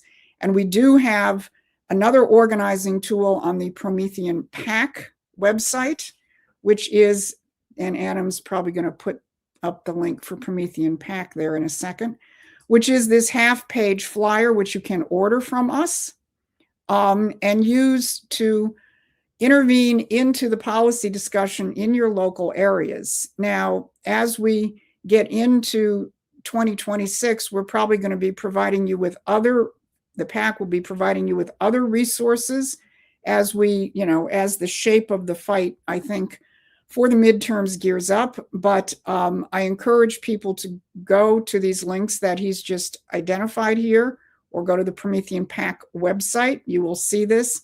Get copies, order copies of this flyer. You can order the color copies from us, or you can download a black and white version, printable version. All of that will be obvious when you go to the website. But again, I think people need to think about, how much effort am I putting into going out and organizing other people? And we're going to give you the tools and the resources you need, versus how much time am I sitting there doom scrolling and getting caught in the latest social media firestorm over this person versus that person. And, you know, a little bit more focus on the former, we're going to be a lot further ahead. Thank you, Susan. So just as a quick recap, we have a Promethean Pack produced a half-page color flyer. We also have a black and white version you can print just on a regular inkjet or laser printer, right? But this is meant to drive discussion with people that you speak to on a daily basis. And you can get a copy if you're interested. The link is down there, or you can scan the QR code right above and you'll come to our website, and towards the bottom of the page, you'll see the link for the black and white copy and a link where you can get color ones. Actually, I'm going to jump in one more time. One of our friends from Ohio who was on our organizing call last Friday has just reminded me in the chat that one of the ways that he opens conversations when he's organizing people, this is Tim Jordan, Adam, if you can find it and put it up. He asks people what is going right when he starts his conversations, and then he uses our material to show them why it is going right. I think that's a really useful organizing approach, and I wanted to thank Tim for that. I didn't see, he said flyer is awesome. Thank you very much, Tim, for your support and for joining us on X.com. Thank you very much. Okay, so I have let me get rid of all this stuff here. I have plenty more questions to come. I want to take a quick one here. I want to go back to the super chats and give some shout outs. So Oreo Dump, I think this is a very good question to take at this point. Thank you very much for the support. Thank you for joining us. Please make sure you get our free newsletter, subscribe to our YouTube. How do we mend relations between Christian, Muslim, Jews, considering the British influence in promoting fundamentalism over universal faiths and ideas? Barbara and Susan. Well, I think if you take Trump's plan for Gaza, his actual plan as opposed to a lot of the media nonsense as to what it is, he strikes there at the essential point. We all join together in economic development. We all join together in transforming this region of the world into prosperous economies. And the whole idea of the Abraham Accords is to use the best of each culture to do that. What people miss in all of the horror of the things which have happened after October 27th is that Israel has a fundamental and wonderful thing to offer to the entire world, which is its scientific and technological capacity. We don't cover that very much. The only way that it gets covered is how they actually managed to put bugs into cell phones that blew up throughout the leadership of Hamas. A pretty phenomenal feat, but we don't cover what they've done in medicine, what they've done in science, what they've done to actually build a scientific and technological culture in an area which was primarily desert, all right, and water. The key issue in the Middle East is, how do I get a drink of water here? And how do I transform this region like Israel did into places that actually are huge agricultural meccas? Now you see with Saudi Arabia and the Gulf states, a major transformation by the younger generations, which is actually all about economic development, which they'd like to give to the other places in the area. And you see, basically, a Christian view of development, which, I take largely from Catholic social doctrine, which says that, the way you bring these things together is by celebrating the very best in each religion, the highest points in their history, which are very little known today. The Arab Renaissance is not known today. People don't know about that great contribution to all of humanity, which was made during that period. The actual culture of Judaism, people don't know because they confuse revisionist Zionism with actual Judaism, which are very, very different things. And the fundamental disagreement we have, if you actually read the Koran, is that, the Koran views Jesus as a spokesman, a prophet, not the Son of God, not the filioque, which we know in the Christian religion. But, frankly, that's how many Christians actually view Jesus at this point, because they don't necessarily understand the profundity of the filioque. So, it's actually, in my view, those two things, economic development and celebrating and looking at the best aspects of cultures that each of these religions developed. Thank you very much, Barbara. I just want to acknowledge to everyone, I know there's a lot of craziness in the chat. It was going on maybe like 15 minutes ago. Just please ignore the trolls. I don't even like to take the time to ban them. And after a while, YouTube just generally filters them out. But just don't worry about the trolls so much. And thank you, Oreoed Pup. Thank you very much for your question and your support. Susan, any comments on this one before we continue? What she said. Okay. All right. Next question from our newsletter audience. How does the new development of President Trump suspended trade with Britain impact current events? Thank you, Sobi1 Kenobi. I think that's how you pronounce it. And I'm going to take the second question here, which is from the viewpoint of somebody in the UK on the same question. Is Trump attacking UK trade deals due to Starmer's persistent attack of the peace deal and the attack on free speech? Do you think he will up tariffs to pull him back in line? Starmer seems to be the little man trying to punch above his weight. Oh, absolutely. With his little boutique army that, along with France and Germany, would not last a month against the might of Russia. Thank you very much, Kevin, for your insights. Our friends from the UK. Thank you so much. Barbara and Susan, questions or comments? Yeah, the official reason in terms of suspending this particular trade deal around especially high technology stuff is that the administration was not getting enough progress in other economic areas that we're still negotiating with the British. But I kind of side with you, Kevin. I think probably Trump behind the scenes, and he's always very, he deals with some of these countries like the British and Macron and the Germans, 1 minute, he's saying how wonderful they are. And then you find out behind the scenes, he just pulled the rug out from underneath him. I suspect there is a lot going on behind the scenes along the lines of what you're saying, that the British are leading the charge to sabotage the peace deal in Ukraine. And what the British are doing in terms of British and the rest of the European Union are doing in terms of free speech, begins to really knock on the door of outright fascism. I wouldn't be surprised if that is what is going on behind the scenes in terms of the way that he uses tariffs. It's one of those things you might find out eventually that's what he did. And it might be one of these things you never find out, but that's what he did. Barbara, any comments on this one?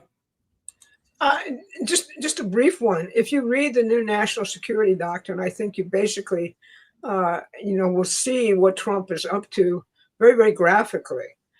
He says that because of open immigration and because of their posture on the Ukraine war and because of their posture on free speech, that Europe has lost its way totally, that they are no longer to be seen as defenders of Western civilization and are facing, which is the term that's used, civilizational erasure.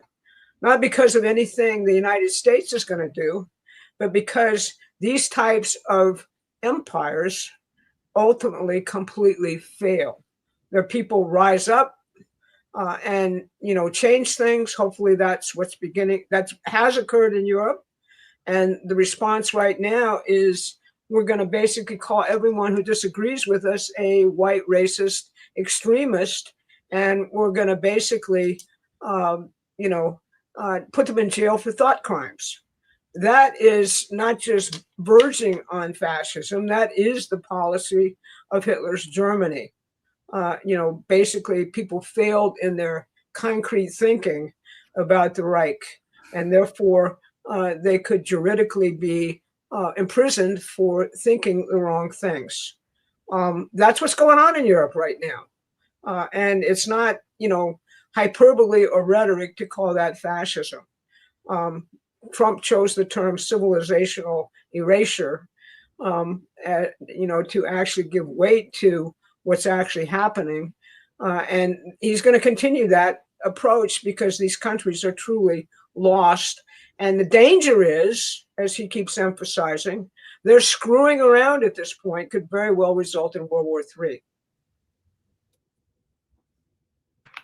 Thank you very much, Barbara and Susan. I just want to address the chat here real quick. Barbara doesn't have any cats. She has a very cute corgi puppy, just so everyone knows. One day we're going to bring him on the stream. I'm still planning on that. Okay. We have plenty more questions. This next one's also a banger here. Okay. And I got to acknowledge our friends up north, our Canadian friends. You guys, I'm sure, have plenty to say on this. Do you suspect Canadian Prime Minister Mark Carney's inability to negotiate with Trump is a matter of getting a good deal for Canada, or is he a tool of the British system? Thank you very much, Donald. You're clearly thinking about some good things here. So Barbara and Susan, your thoughts on this one? I'll take column B. He's a tool of the British system. He could care less about Canada and the Canadians. As we've covered in the past, he's somebody who is being put forward by the British to somehow figure out how to pivot and deal in Trump's new world. When he spoke at the ASEAN summit, he was very blunt. He said the post-war rules-based liberal free, post-1989, rules-based liberal free trade system is finished. It's over. He didn't finish the sentence and say it's Donald Trump, but I think he probably has done that in other statements. So what he's trying to do is figure out, okay, what can we do here in Canada to further that, somehow keeping some globalist control.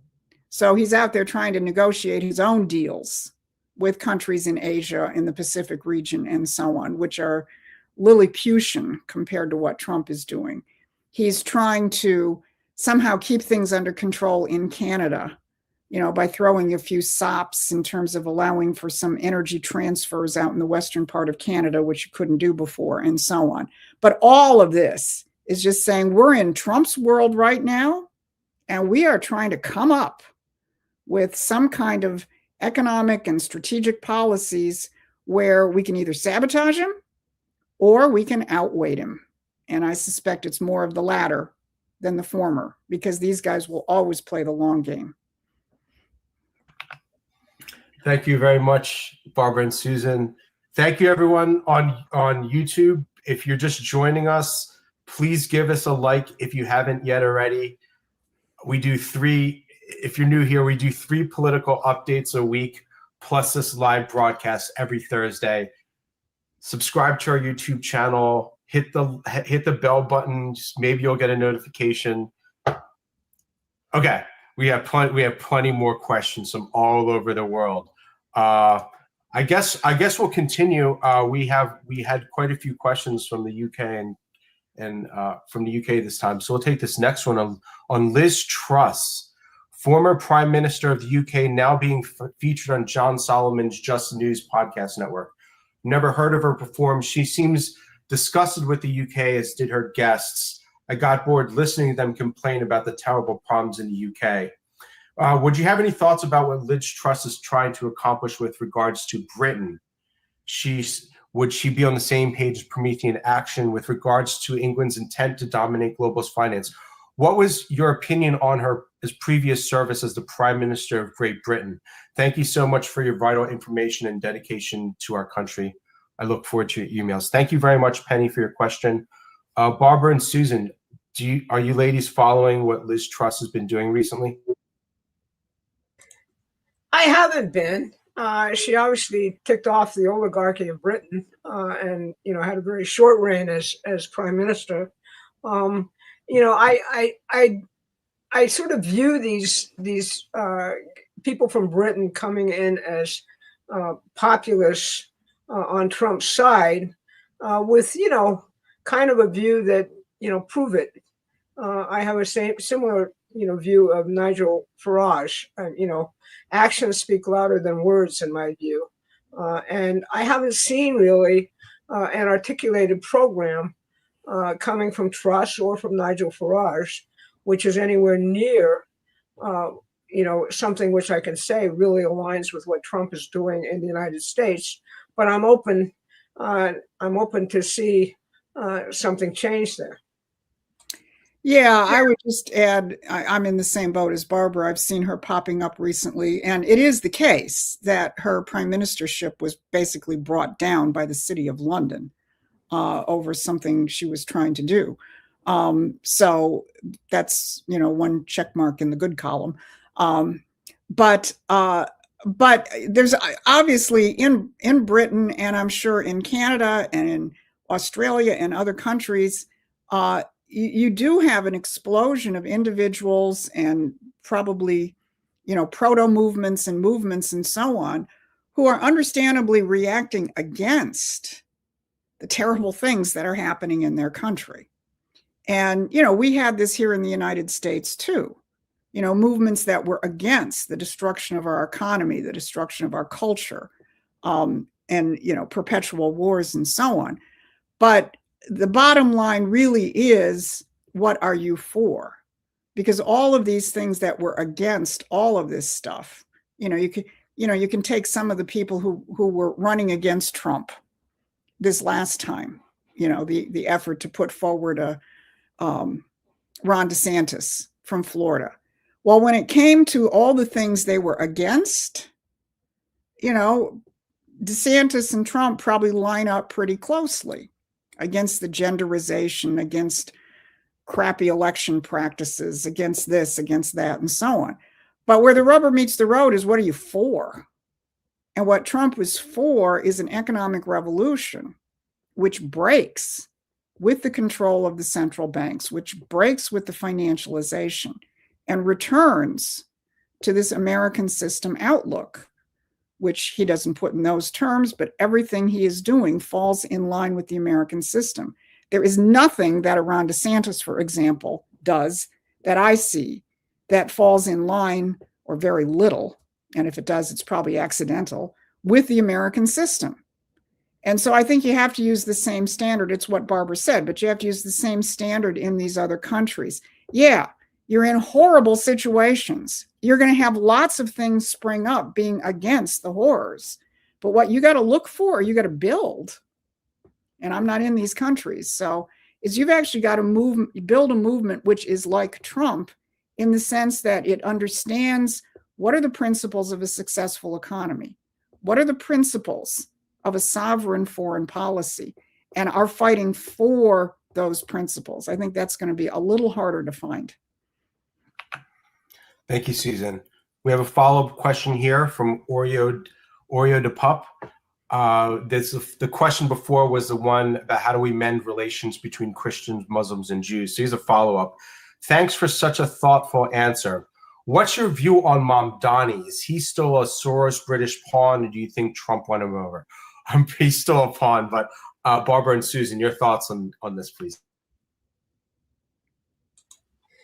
Trump basically has a weapon to use, which is called federal funding, which New York actually completely depends on.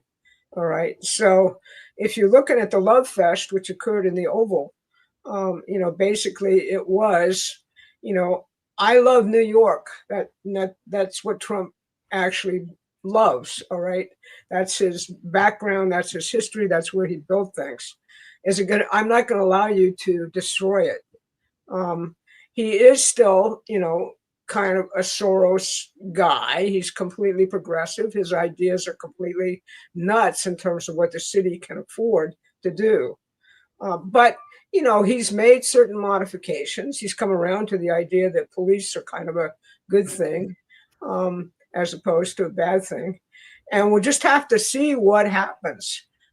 He's got a club handing over him like, he can't really function without money.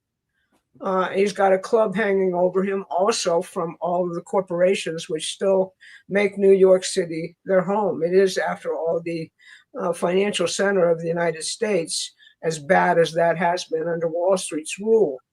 And they're not going to let the city just completely be destroyed.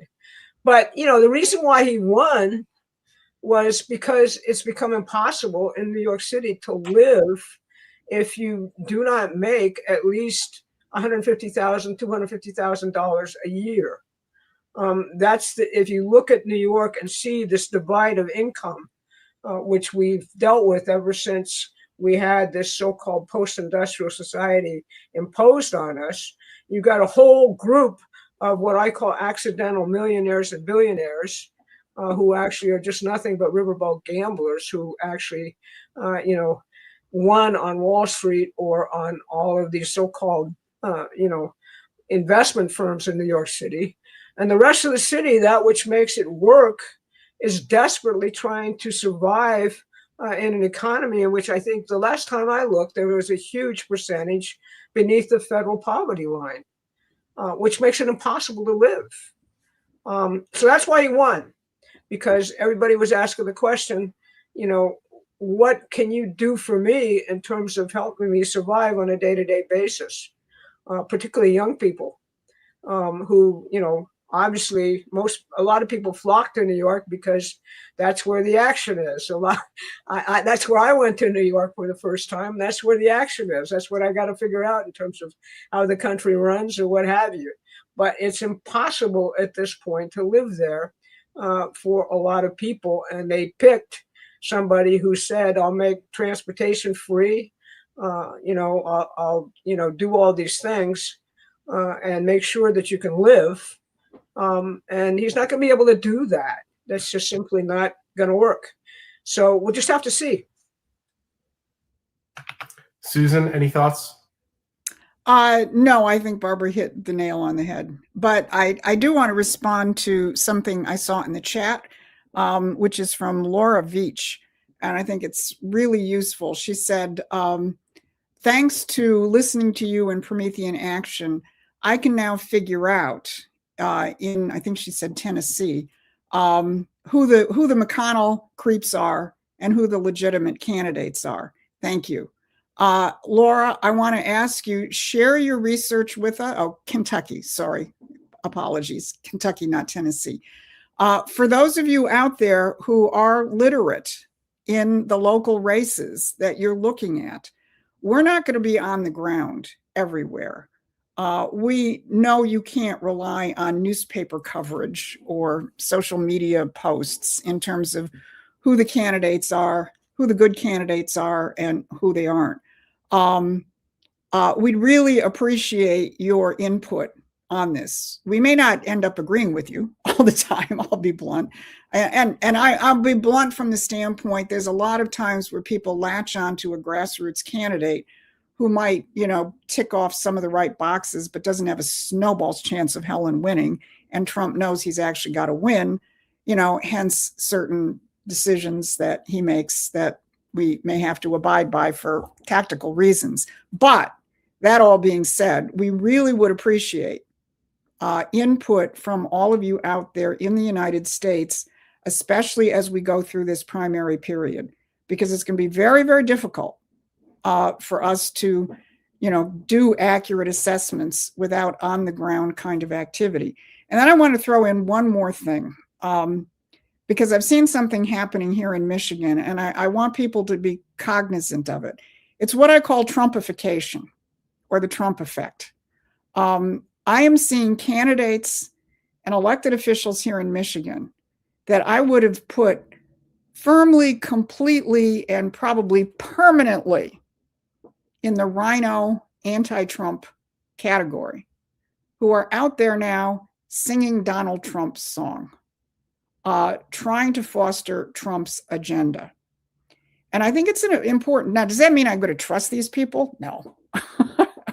But it's an important principle. And some of them may be going through a Damascus Road conversion, but it's a very important principle, which is the active principle as opposed to the passive. The more that you all are doing to make these kinds of discussions of Trump's actual policy, where you're directing people to the White House website, read his fact sheets, read his executive orders, look at what he's actually doing. The more that we turn that into the subject of the 2026 election, the more people are going to be Trumpified.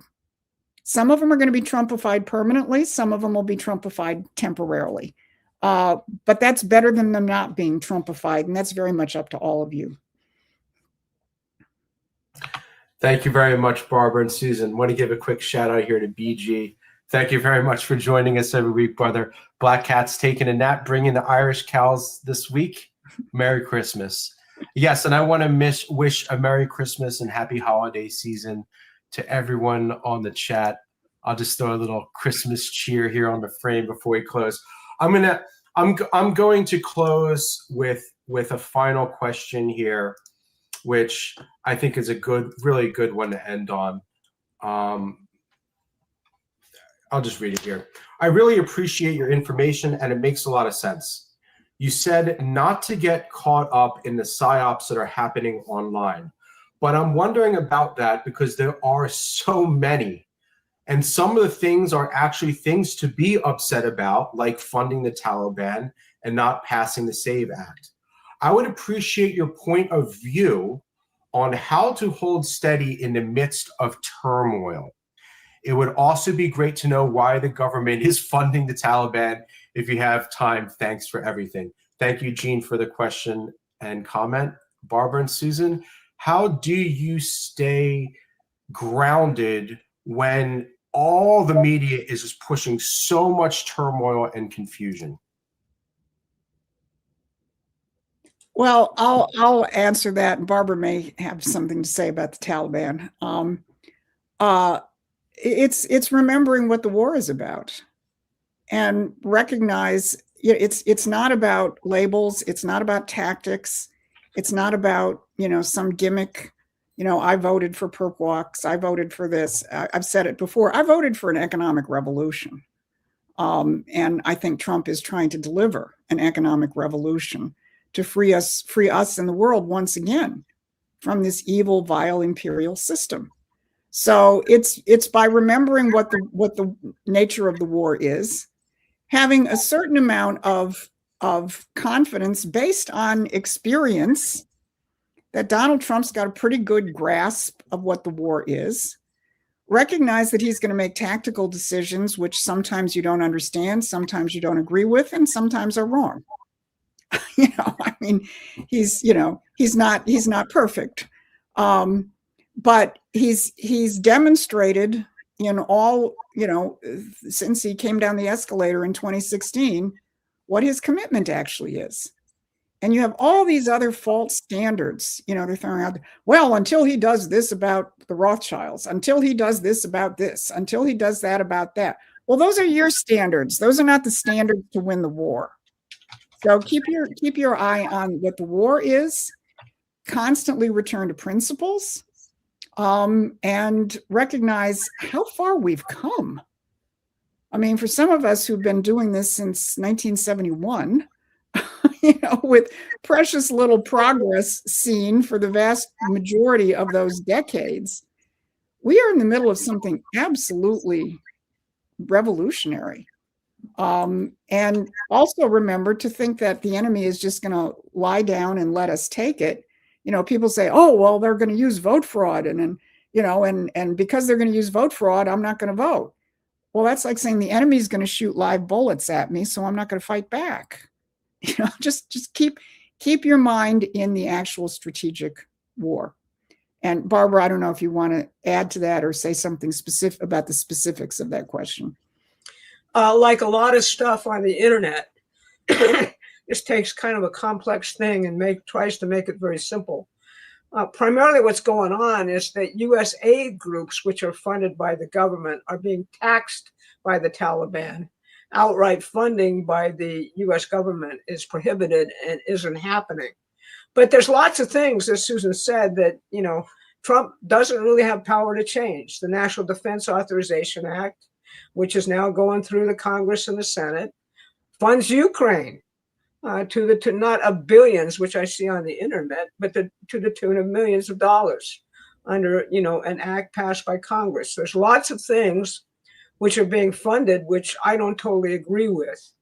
But the issue for 2026 is if we want to see Trump's agenda in total implemented, then we've got to get Congress to actually take all those executive orders, which laid them out, and make them into laws. And that's the battle for 2026. And that's what essentially is the battlefront for 2026. So, as I said at the beginning, artificial intelligence actually gives you something you can do to fact check things that you see on the internet. And most of the things that I've found in terms of fact checking turn out, after I do further fact checking myself, to be accurate. So that one is a big one, which is being floated out there. There is a real problem in many respects with a lot of what's in the National Defense Authorization Act. But that is a product of all of the lobbies which lobby Congress and the corruption in the present Congress, particularly the Senate. So it's up to us to change that. And that, I think, is the major battle for the year we're going into. I'd like also to wish everybody a very, very, very Merry Christmas and Happy Hanukkah, and not celebrate Kwanzaa, which is an FBI plot, but I won't get into that at this point. Yes, and to remind people that next Thursday is Christmas, so we will not be here. And I echo the greetings and the wishes from Adam and Barbara. Thank you very much, Barbara and Susan. I'd like to extend a very big thank you to everyone who joins us every week to make these streams what they are. Thank you for sending in your questions. I'm very sorry if I don't read your question on air. I literally had another 30 questions I could keep going, but we got to cut it at some point. Maybe we should start doing more of these a week. I don't know. We kind of talked about that. But I'd like to thank you very much. If you want to get my shirt, I think I pinned it. Maybe YouTube's putting it in there. You can get a shirt. I don't think they're going to ship it to you on time, but if you like the shirt, you can get YouTube will have a little link. And make sure you get our free email list. We're going to be gone next week. It is Christmas in a week, but we'll be back the week after, and we'll let everyone know on our email list. So thank you, everyone, and we'll see you in 2 weeks. Merry Christmas.